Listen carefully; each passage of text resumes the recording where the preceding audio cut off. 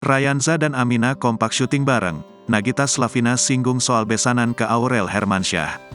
Rayanza Malik Ahmad alias Cipung dan Amina Hana Nur Atta terlihat kompak dan menggemaskan saat syuting bareng. Melalui unggahan video Instagram, Aurel Hermansyah dan Nagita Slavina sempat mengunggah video pertemuan Cipung dan Amina di lokasi syuting. Di sosial media Instagram pribadi Nagita, ia membagikan keseruan Cipung dan Amina saat menjalani proses syuting. Masya Allah, Amina dan Rayanza akan akting bareng dalam satu frame, kata Nagita Slavina dikutip tribunnews.com dari Instagramnya, Minggu, tanggal 19 Februari tahun 2023. Amina dan Rayanza tiap hari tingkah lakunya makin gemoy dan bikin gemes. Nih lihat aja kelucuan mereka selama syuting, lanjut Nagita.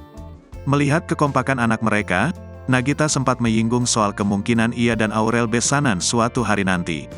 Nggak kerasa mereka udah pada gede aja, bentar lagi bisa kali ya jadi besan @aureli.hermansyah, kata Nagita.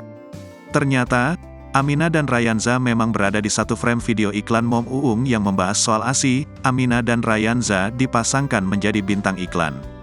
Keduanya tampil gemas dengan baju berwarna hijau putih yang serasi.